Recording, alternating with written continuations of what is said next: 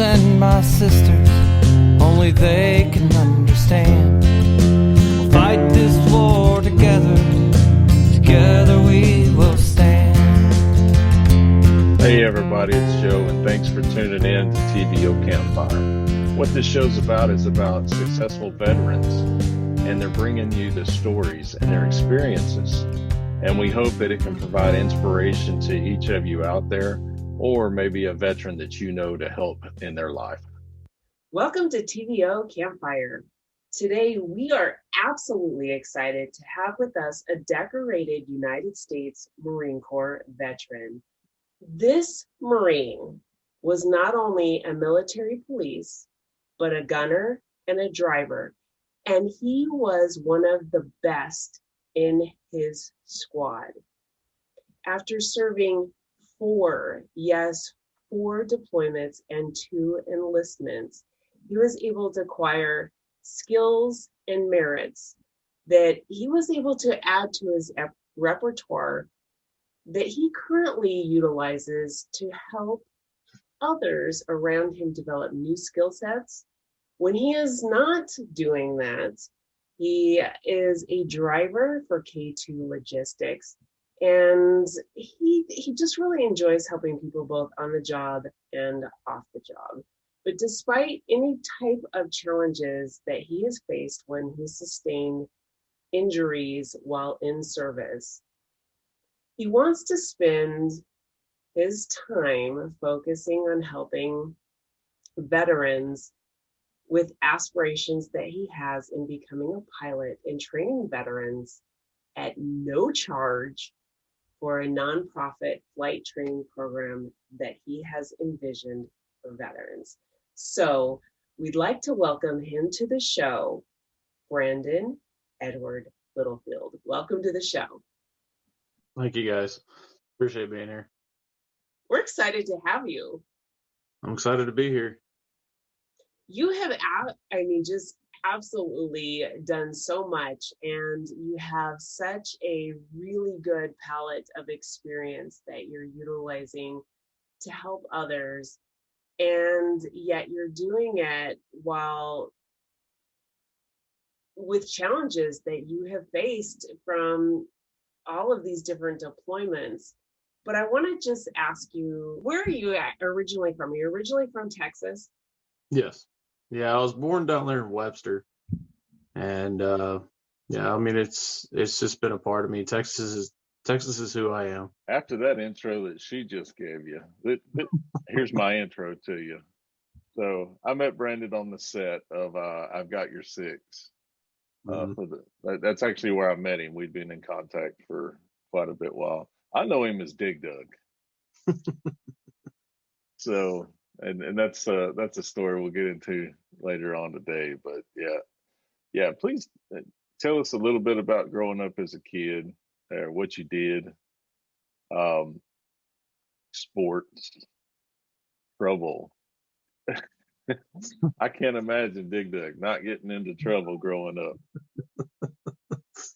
Yeah, that's me. I was the rambunctious kind. Grew up here in North Texas. I was actually out there at Pecan Gap, and so I went to school out there, and man, I was all over the field, getting into trouble as best I could, and trying to avoid it. Very little. No, I played baseball, and I tried out for football, and was doing okay with that, and then all of a sudden, my world changed. So I ended up moving out of the state of Texas when I was 4 years old, and so we were all over the place.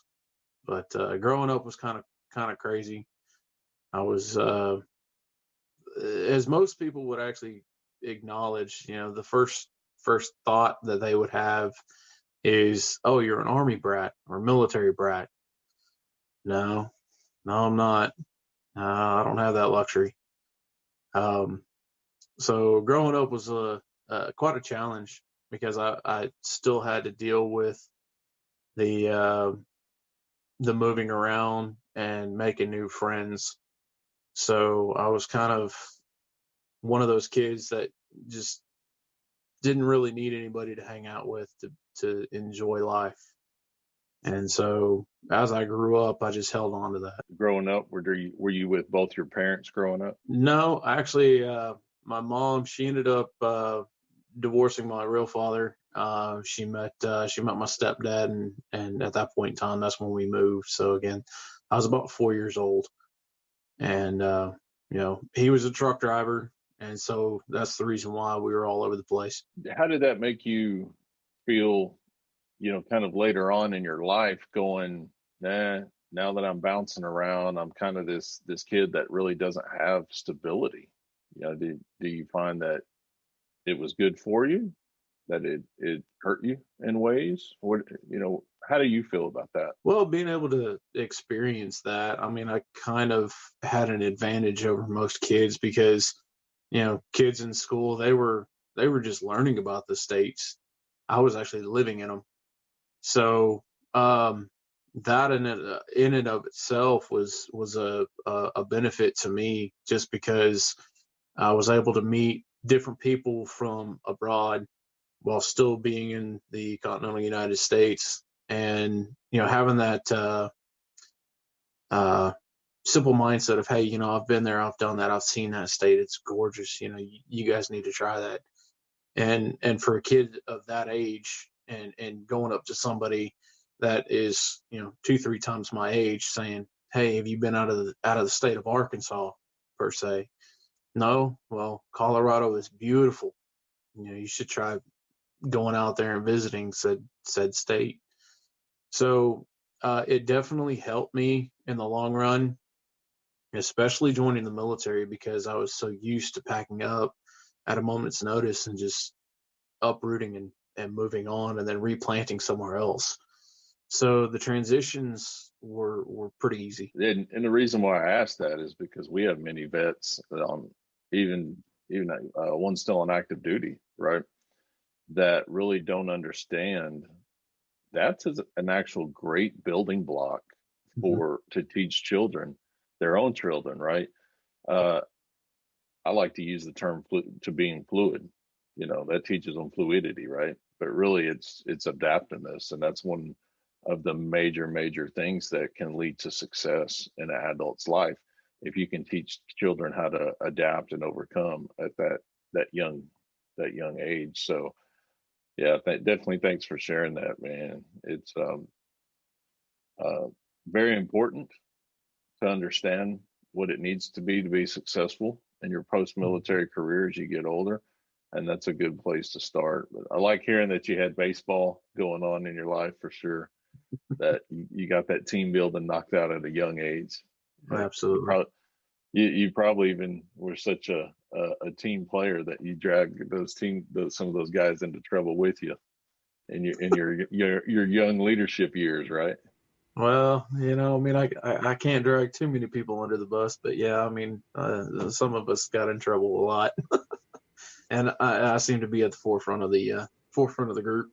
So, did you know anyone that was in the military in your youth, or? So, as I grew up, my mother, she was a Army brat. My grandfather, he was in the Army for 33 years.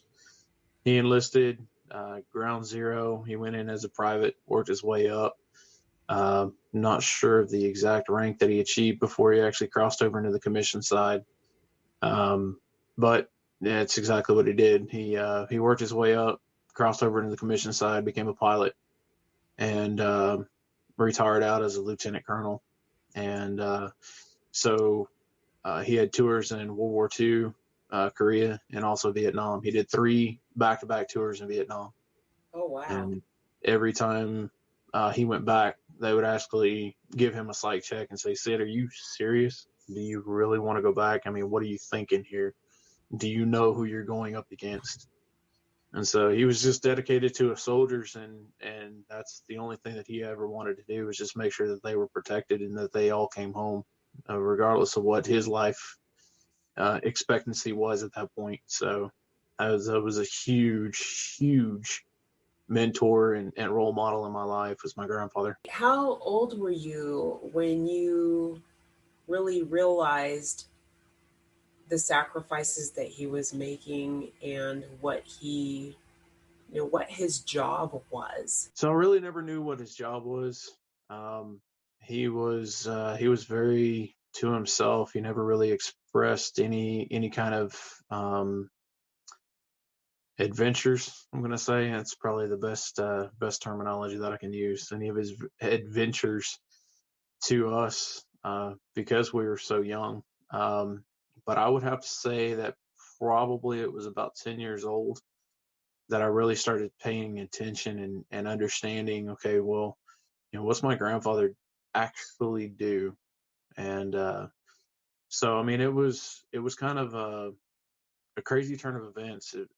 Once I realized, okay, that's somebody that I want to emulate and somebody that I want to be legitimately, that's somebody that I want to be.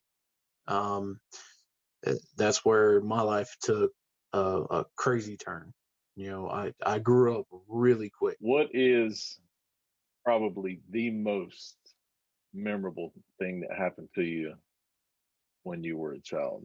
I know in my case it was something I still love today, was the camaraderie and stuff I had with the kids in the neighborhood, man.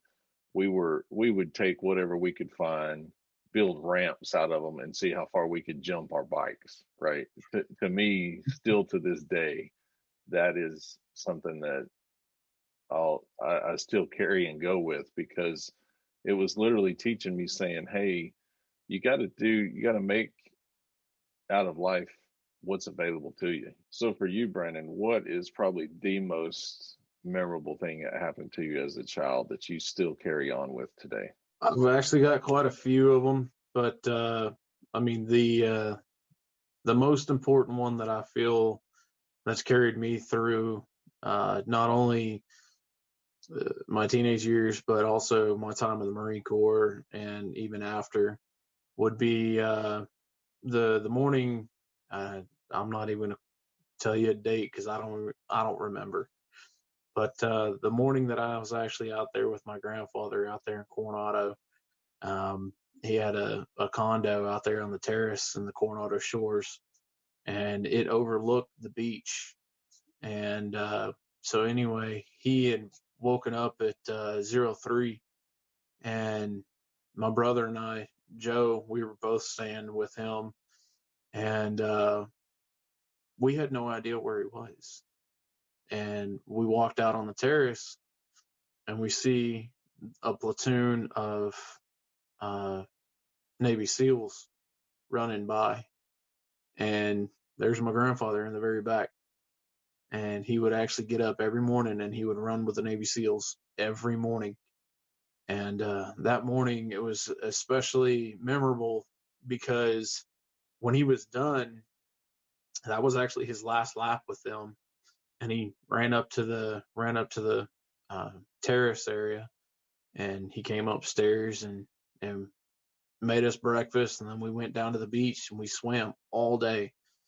But the most memorable part of that is whenever I came up and I posed for a picture with my grandfather, he grabbed me by my ears and pulled them out just like this, and it was just an incredible picture that stayed with me for, I mean, till now. And I don't have that picture anymore. I wish I did, because I would actually pull it out and show you. But I mean, it was just a great picture, and knowing that he knew the separation and the dedication that he still had even after he was in the Army, to still run with the Navy SEALs and actually stay fit and stay ready, but yet come over there and have such a gentle hand with his grandchildren. It was just incredible. And it was one of the most memorable things that I take with me, and that I will continue with my daughters as well and their children. Gotcha. That's the stuff right there that, granted right now we're in a virtual campfire, but that's the stuff that if we're sitting around the physical campfire as we intend to with this show, that those are the stories and those are the things that people really get to connect with and stuff. And thanks for sharing that, man. What was the time and the point in your life where you knew that, you know what, I'm going to go join the service, and I'm going to carry on this service and this dedication to our country? Roughly about 2003, late 2003, and I was 18 years old. And at this point in time, my brother, he's already gone. He's already doing his thing in the Navy. He's, active duty. This current moment, he's actually out in Bremerton, Washington, and he was actually on the USS Carl Vinson. And I'm not sure if most of you actually know that ship, but if you've ever watched Behind Enemy Lines with Gene Hackman and Owen Wilson, you'll know the ship. He was actually on the aircraft carrier. He was one of the green shirts that you see on deck in one of the frames of the film. So anyway, he was off doing his thing, and at that point in time, I had already tried to get into the Army twice, and I backed out both times. I wasn't ready. I knew I wasn't ready, and so my scores on my ASVAB, they weren't the greatest, and I was going in under a window opportunity, meaning that I didn't make the cut, but yet they had sympathy, so they were going to open up a broad spectrum to say, hey, we're going to let you in if you really want to go. At first, I was trying to join as a 63 Bravo, which is a light wheel vehicle mechanic. I was going to be working on Humvees, anything with a diesel motor. And then also after that, I said, I'm not ready. I'm not ready to do this. So I backed out, came back to them probably 3 or 4 months later, tried to retake my ASVAB and go from there. I scored 2 points higher at that point in time, and I had a 33 at that point in time. And they said, okay, well, hey, come on in. We'll welcome you with open arms. What do you want to do? And I said, in all honesty, I have no idea what I want to do. I don't know what I want to be when I grow up at this point in time. I'm 18 years old. I've got a full life in front of me. And they asked me, do you know the Tomb of the Unknown Soldier? Yeah, I know that. I said, well, if you go in as an 11 X-ray, you could actually guard that tomb. So, man, that's awesome. So I really started considering it. I really started getting ready to go. And then all of a sudden, my life got turned upside down. My grandfather had passed, and at that point in time, it hadn't sunk in yet. And whenever that time frame came about, it really hit me, and it hit me hard. That's what he actually went in as. He went in as an 11 X-ray. And so coming back to that, I really had tribulations that I needed to work out. So I backed out again. I wasn't ready. And it wasn't until 2004 that my brother, he was already out of the Navy. He was back home. He was doing his thing. And we were living in South Carolina at this time. And all of a sudden I said, you know what? It's my time. I'm ready. It's time to go. And so I went down to the Marine Corps recruiter and I started talking to them. And my brother said, what the hell are you doing? I said, well, I'm doing my part. It's my time now. You've had your time. Now it's mine. And so it took me a little bit to actually get my score up to where I needed it to be. And I finally got the score that I was wanting. It wasn't much higher. It was 34. I went up 1 point, but 1 point was all I needed. And then the recruiter, he pulled me in. He says, hey, guess what? You passed. Congratulations. Woohoo. Confetti up in the air. As corny as it sounded, it was actually pretty funny. And so at that point in time, he says, okay, now what do you want to do? And he laid 3 jobs out in front of me. And the one that really appealed to me was 5811, military police. And at that point in time, I said, you know what? That's what I'm going to do. I've always wanted to be a cop. I went through, the junior academy, or what I was able to kind of experience what the what the police field was all about. I said, you know what? That's what I want to do. If I can do it in the Marine Corps, then that's what I want to do. And the whole mindset was I wanted to be a pilot. I wanted to actually get into the Marine Corps and become a pilot. And so in July of 2004, that's when I joined the Marine Corps and went off to boot camp. So at the time, when you're like, oh man, I want to be a pilot in the Marine Corps, did you have any clue at all that really you was going to be hanging out with a bunch of Navy? No, not at all. No, it was kind of crazy. Gotcha. So where'd you end up at boot camp? Were you one of the West Coast dudes? Were you one of the East Coast guys? How'd that turn? No, thankfully, and I'll probably catch flack for this, but thankfully I was one of the real Marines that actually went through boot camp. I was out there in Paris Island, home of the sand fleas, and yes, I had to bury one and dig one up. And no, for those West Coasters, I'm sorry that hill's not too appealing, but that's still all it is. It's just a hill. Cool. So tell us about the sand fleas, man. Sounds like that's quite a bit of tradition for non-Marines to hear about. Yes, it is. So craziest part about it is they tell you not to touch your face, tell you not to pick at your face or anything like that. And they have sand pits just for that. So you get out there and what they call becoming a sugar cookie. So I'm sure Rebecca can attest to this and feel where I'm coming from on this angle. But if they tell you that they want you outside in the sand pit, then that's where you go. And while you're out there doing calisthenics, if a sand flea happens to jump on your face or whatever, don't mess with your face. Unfortunately, I was one of the sorry saps that actually did. I smacked my face, and man, it was like I just killed the drill instructor's best friend. And so when you came out of chow hall,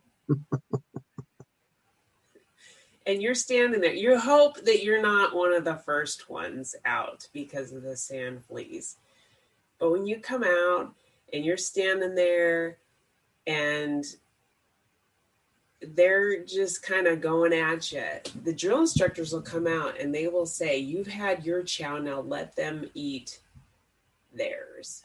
That is correct, yes. And I was actually 1st Battalion, and so our chow hall was pretty close to our barracks or our squad base, and we were on the I believe north side of the parade deck. And I mean, we were right there where some of the main steam pipes were, and they were attracted to heat, and so we had to stand under some of those steam pipes, and that's exactly what happened.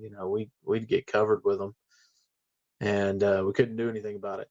But if we did, we had to bury them, and they wanted in retrospect in their mind a 6-foot hole, and then once you buried them, then you'd have to dig them up after saying a prayer, and then you'd have to find the body, and you'd have to prove it to the drill instructor that you actually dug a hole, put them in it, then you buried them, said a prayer, and then had to dig them up. So yeah, that was one of the most challenging parts of boot camp, is just that constant mind game and trying to overcome. If the real Marines were on the East Coast and got to play with sand fleas, then we had a Marine very early in our episodes by the name of Jeff Gray that he said, I was a Hollywood Marine. So I'm going to assume that he was one of the Marines on the West Coast then. So tell me about the hill that the Hollywood Marines, not the real Marines, get to experience. Well, I'm not sure what kind of language is allowed on here, so we'll just consider this MFer, okay? So Mount MFer was a hill out there, and I don't even claim to know where it's at, but from every Hollywood Marine that I've heard, it's pretty much straight up and down like this. And so with the pack on their back, trying to walk up it, they're pretty much having to climb it on all fours. And so, at that point in time, it's just one of the most extenuating situations that they've had to go through. And for the most part beforehand, they got to go to a Padres baseball game and sit there and eat popcorn and drink sodas in the stands while they were watching the Padres play. So, I mean, if that's the most challenging thing, then sure, I'd love to go out there and show them how it's really done. That's comical. Comedy. And for those parents out there who watch this show because you have your children in the armed forces, yeah, that's one of the many, many traditions that at least the Marine Corps side of the house, they get to experience in boot camp.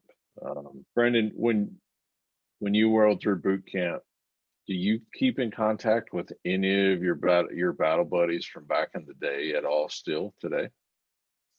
No, unfortunately, I've lost contact with pretty much every single one of them. There are Marines that I still stay in touch with throughout my tours with my first duty station. As a matter of fact, I live about 45 minutes away from two of them.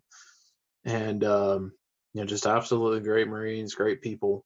As a matter of fact, last year I went to the NHRA races with my very good friend, Terry Stottlemyre. And, we just hung out. We hadn't seen each other for years at that point in time. And we just hung out and enjoyed the day and just reminisced on the deployment and where we were and what we saw and the challenges and the adversities that we overcame. And we couldn't have done it without each other.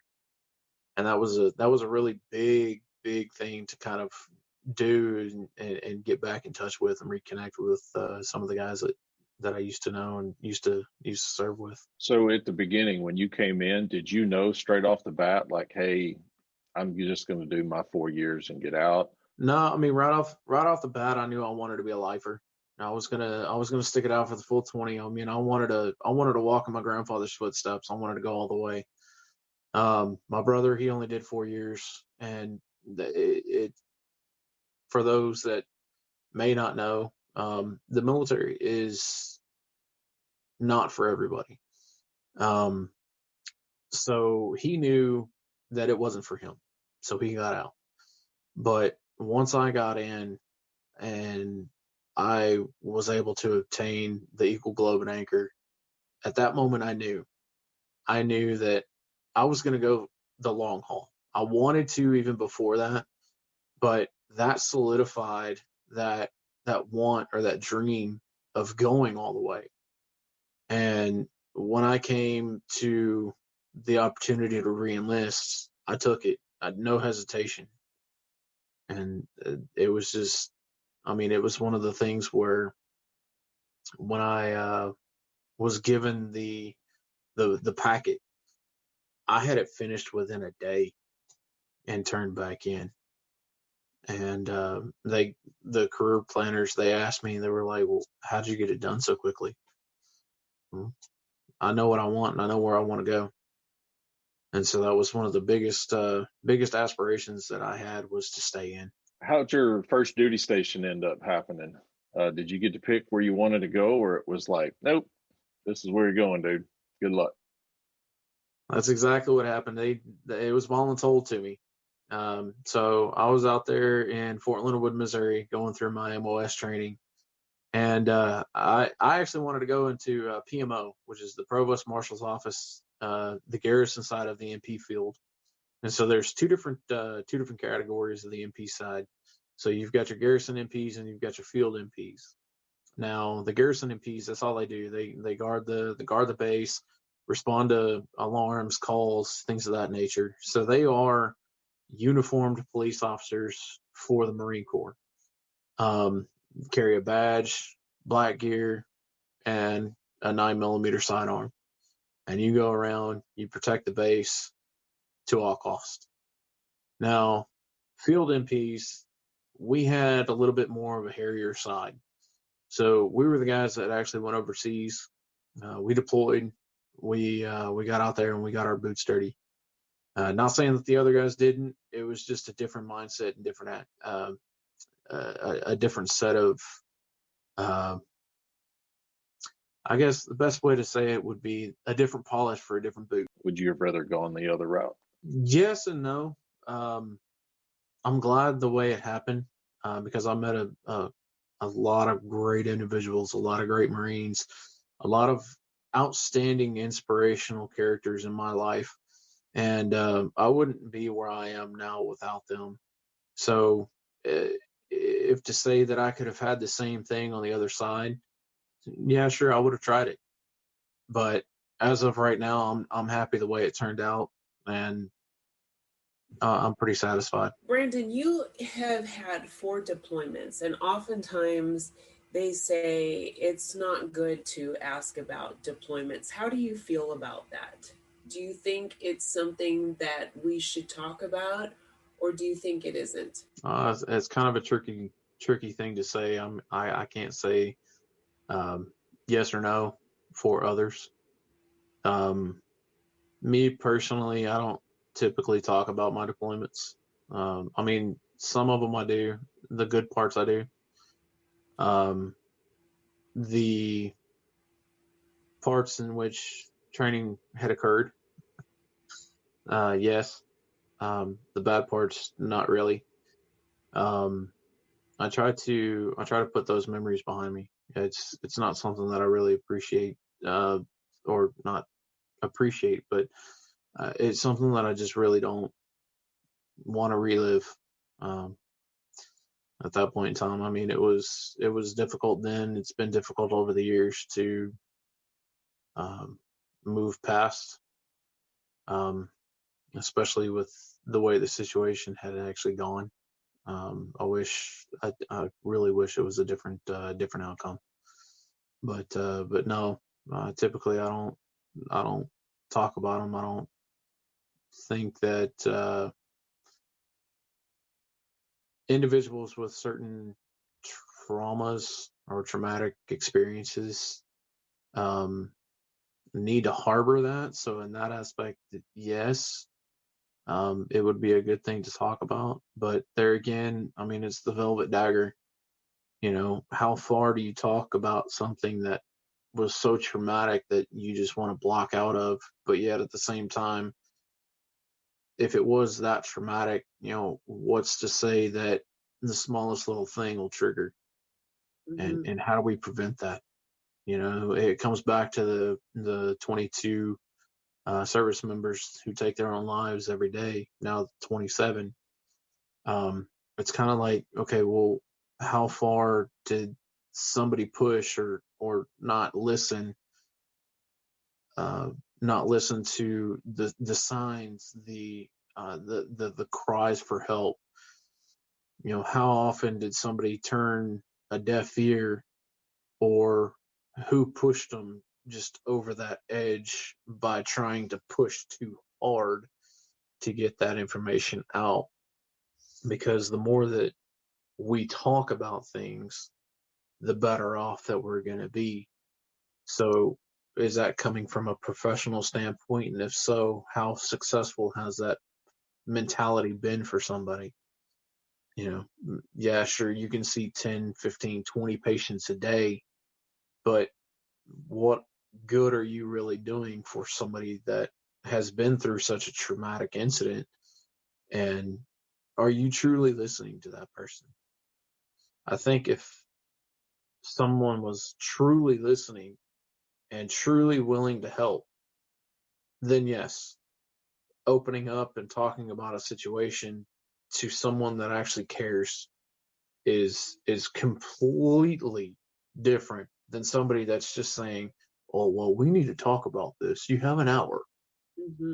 So with that, if somebody is truly compassionate about what they do and those that they are trying to help, then by all means. If you're just going to come out there and live for the ever-loving dollar and put a tick mark in the box of, hey, this is the guy that I helped today, what did we talk about again? I've got it written down in my notes. We'll talk about it next week. So with that, then keep it to yourself. I think that makes a lot of sense. And I'm glad that you mentioned that, because I know that there's people who genuinely want to talk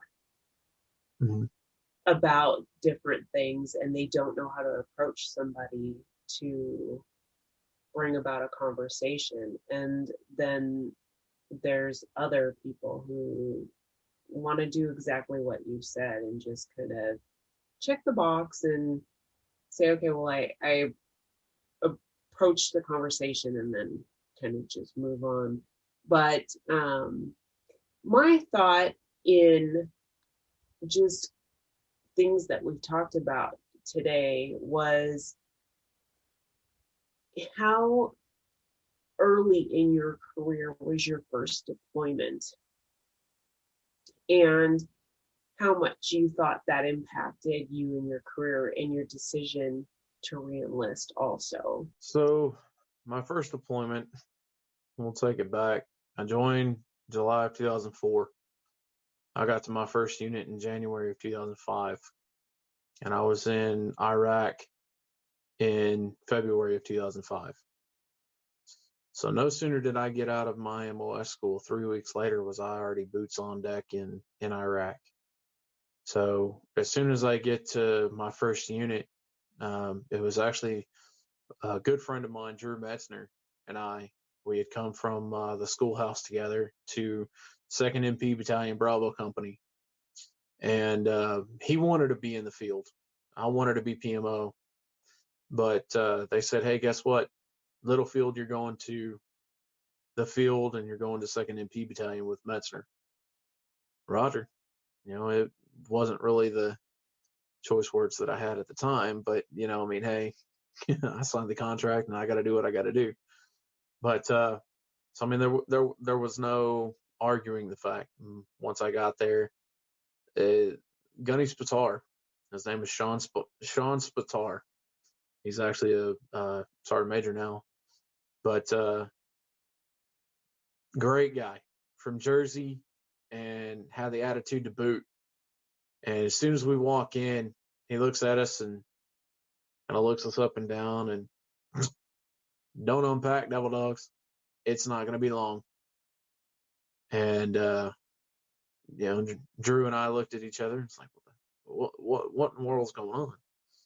And they said, we're leaving in 3 weeks. Get ready. And that was it. 3 weeks later, we were in Iraq, and it was insane because as soon as we got there, it was nighttime. We flew in to Al Taqaddum, just south of Ramadi Blue Diamond, and it was in the Al Anbar province. And as soon as we got to the tarmac, we exited the plane and we started walking over to the entrance area. We got in and I had no idea where I was going. I had no idea where I was at. I was just following the guy in front of me. And luckily we had a huge group of guys that had already been there the year prior. And we got over to the SWA huts and the tents and whatnot. And we got in and we basically went to sleep, and 05 the next morning we were in briefings. And they said, here's where we are. This is what's going down. This is the threat in the area.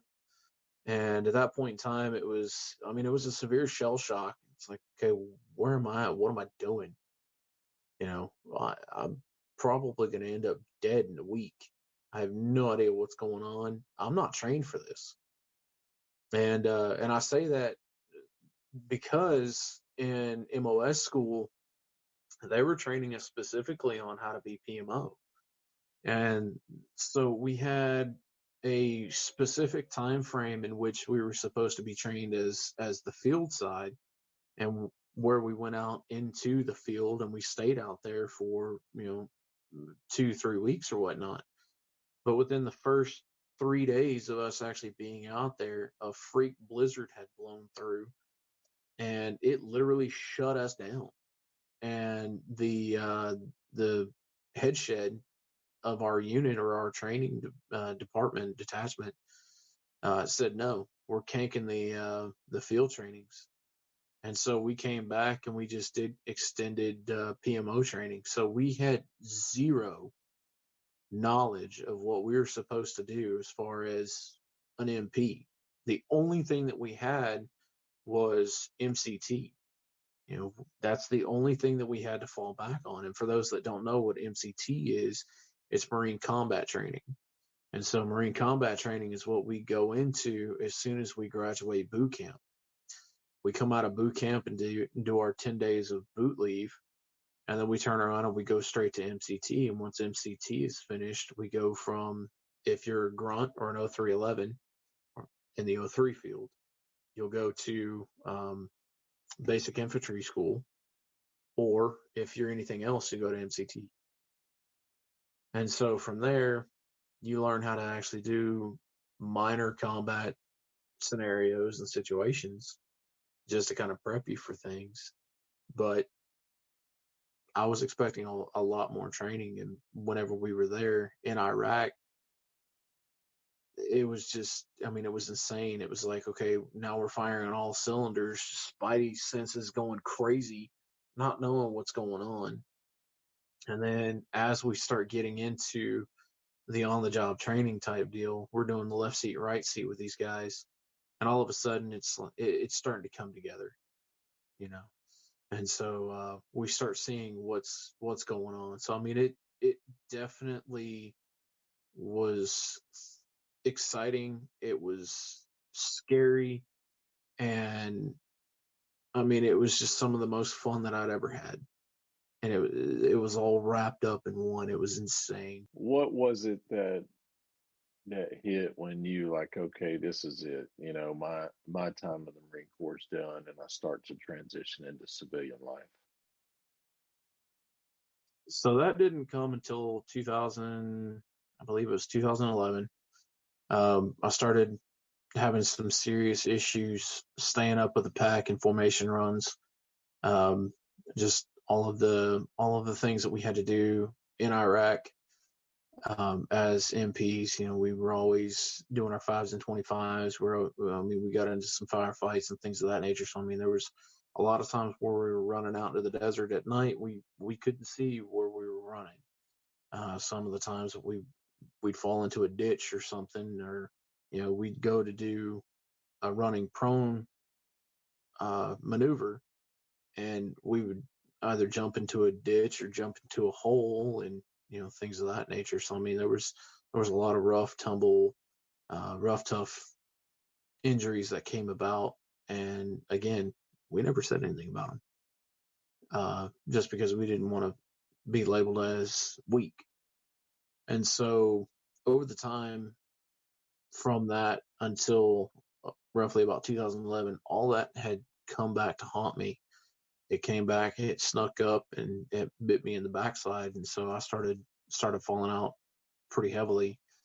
Staff and CO started taking notice, started asking what was going on. At that point in time, it was like, oh, well, you're not doing what you're supposed to do. You're getting fat. You're getting weak. And so they started pushing more and more and more PT, more strenuous exercises, more time in the gym, whatever they could actually do. I was at this point in time, I was running 6 miles in boots and utes with a pack. So everything that I'm doing, it's starting to re-aggravate the injuries that are already taking place and taking hold and getting worse and worse and worse. And now it's exacerbating them. It took a toll on me. And at that point in time, it was like, hey, you need to go to medical. And swallow your pride, go to medical. Well, I went to medical, and they started taking MRIs, X-rays, things of that nature. And they said, okay, we've got a real problem here. By 2012, I was already on light limited duty. And from there, it was the pipeline out. I didn't want it. The biggest thing that was really holding me back was my knees. So as I run, my patella actually off tracks about an inch to an inch and a half from where it's supposed to be. And so I had MRIs, x-rays, and things of that nature done.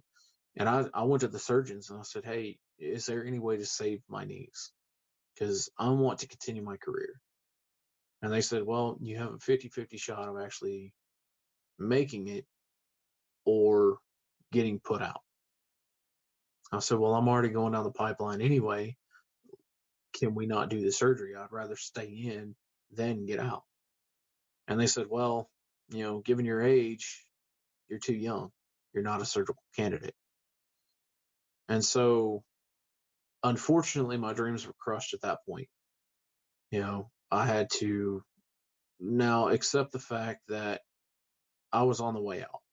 There was no ifs, ands, or buts about it. I was on the way out. I tried fighting it for about 3.5 months. And every time I turned around, it was always a no. And that's all I had left was 3.5 months. And so at that point in time, it was over and done with. So June 29th was my last day in the Marine Corps. June 29th of 2013. You come up on that point to where, boom, I'm done. And they spent all this money and all this time training you, get you overseas, get you doing your job during wartime conflict. What type of emphasis did they put on your life, on your career, on your future upon your separation?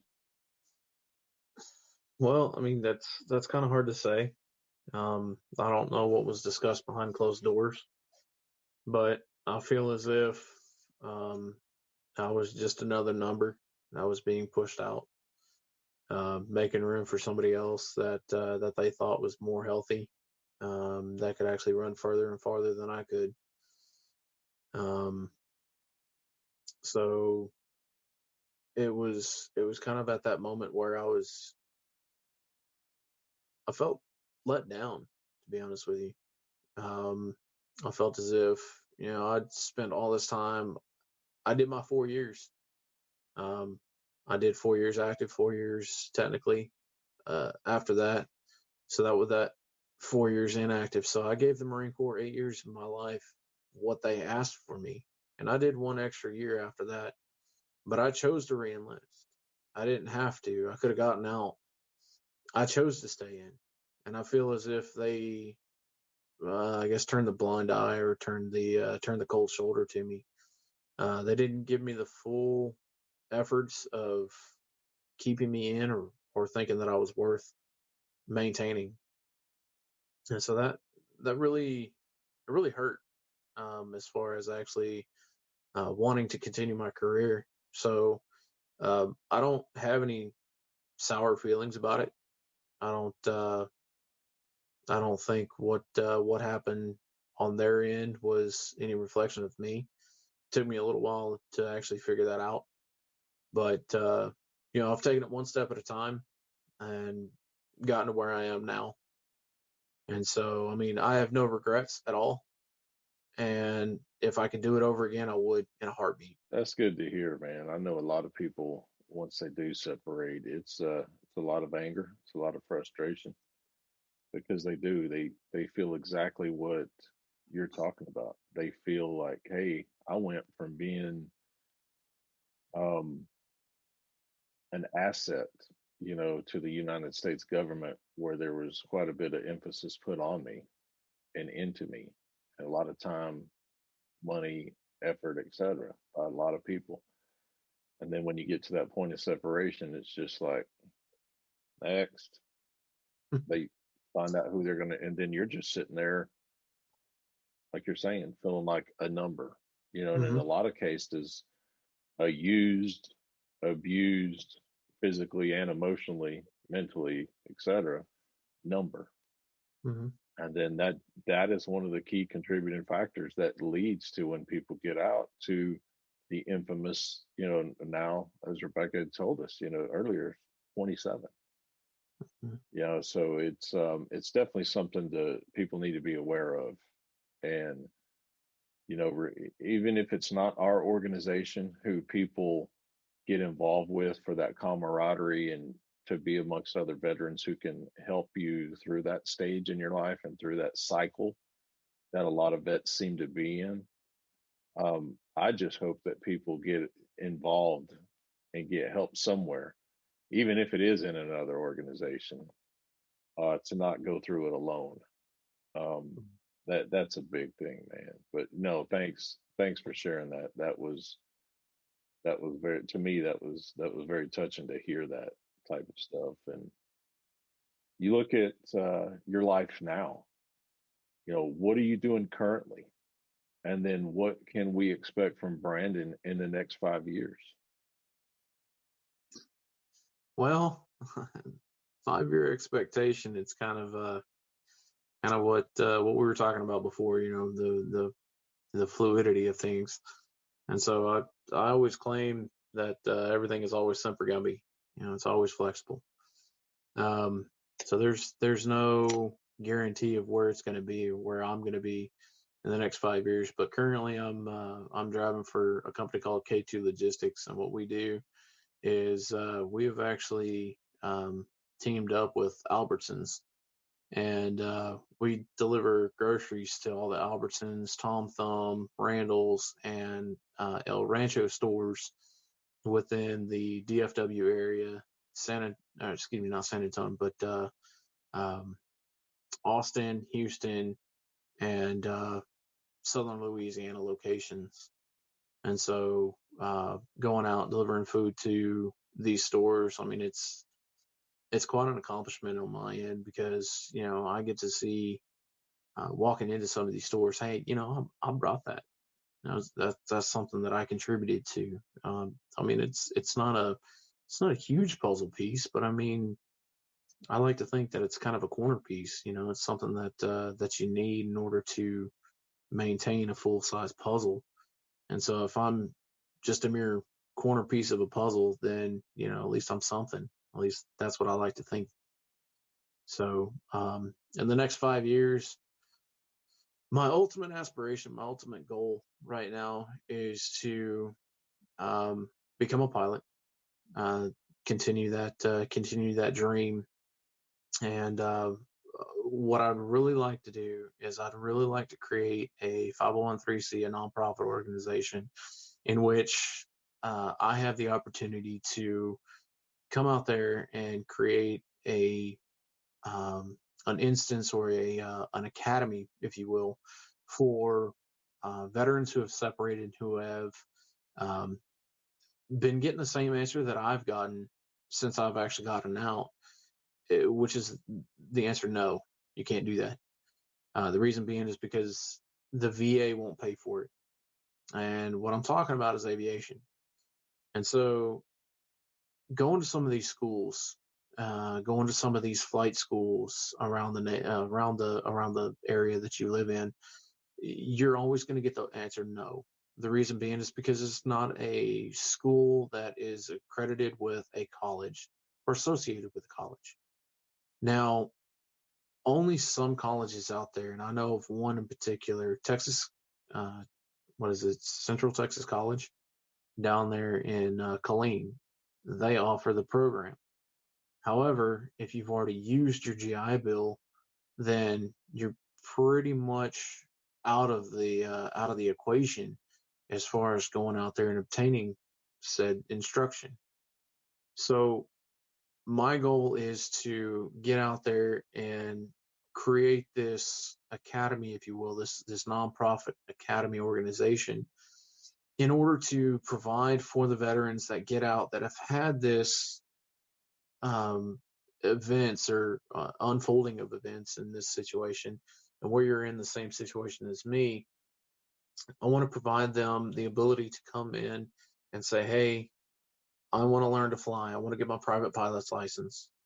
And once you actually obtain your private pilot's license, then at that point in time, the VA now looks at it as a career.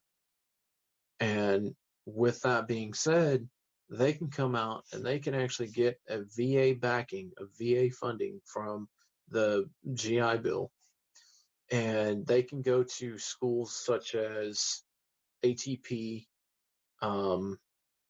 SkyMates, and various others across the nation. So it just depends on what organization is in your area and things of that nature that you have to look at. But 9 times out of 10, unless it's attributed or connected to a college, you're not going to be able to get into it using the GI Bill. And so that's what I really like to do. And I'm still steadily continuing to try to get my pilot's license. I've actually been up a few times, but as of right now, I mean, you think about the rates that you have to pay. They're almost $180 to $200. And given the election that we've just had, you know, the cost of fuel is going to go up. It's going to increase considerably. And so, I mean, the projections of that are just astronomical.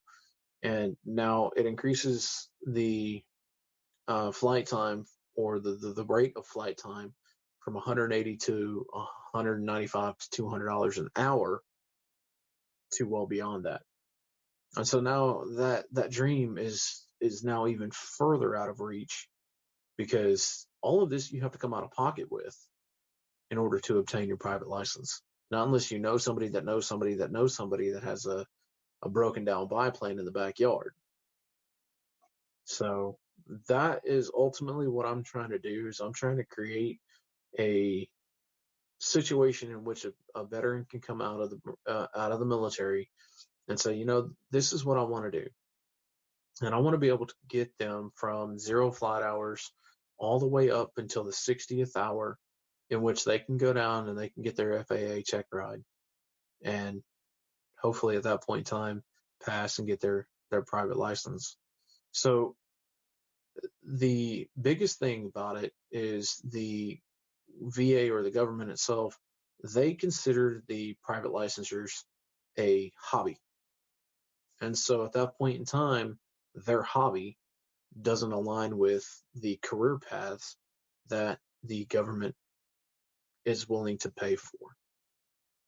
And so that's one of the biggest reasons of which the government doesn't pay for the private licensing, unless you're going through an accredited college, because at that point in time, you're getting a degree.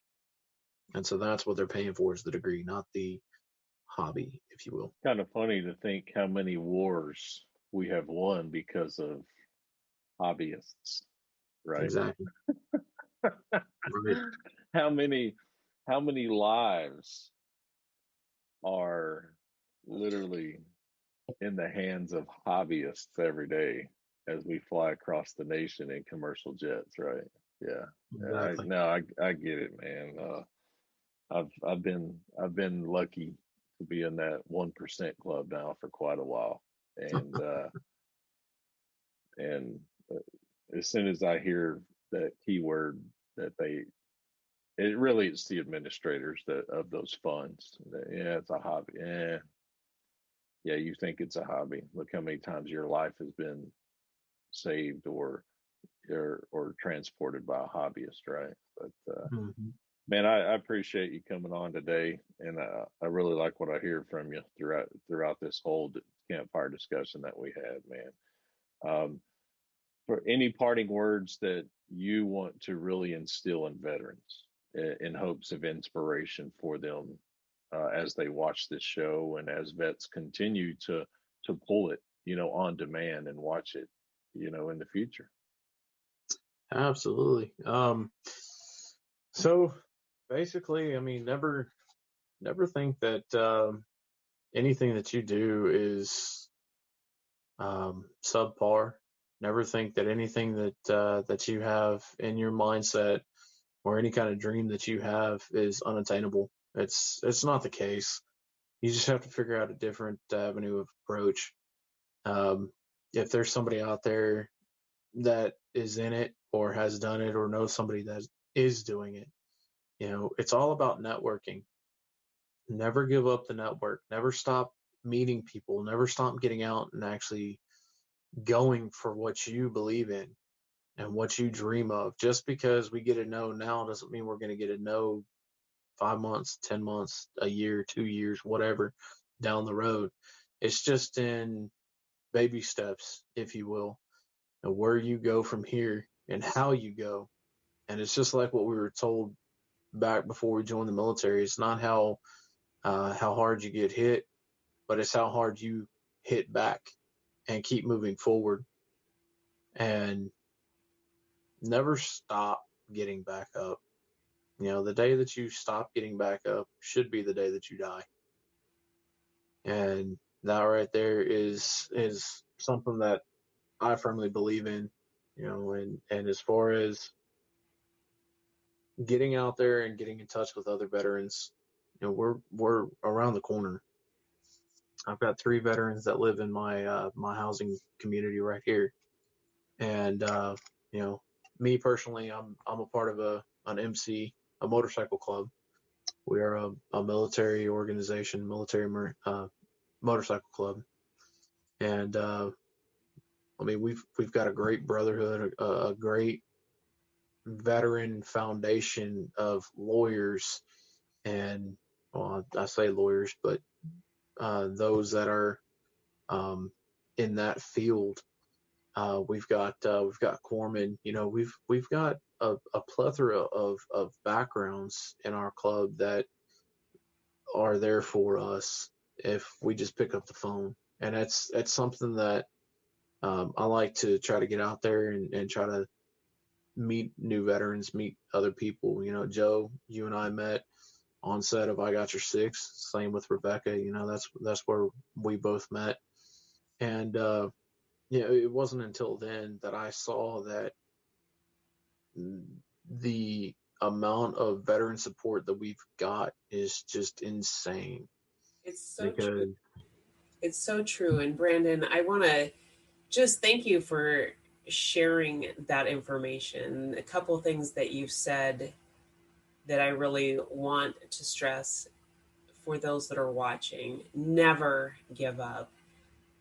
The second thing is that there are brothers and sisters out there that are ready, able, and willing to help each other. And I want to thank you so much for being here today to share your story with all of those that are out listening, both on audio and via video. We want to thank you so much because you're making an impact with everything that you're doing through your motorcycle club, with everything that you're doing by being an essential worker, and the dedication that you have by the aspiration that you have with your ability to train through non-profit status for pilots, for veterans. And I want to thank you for that.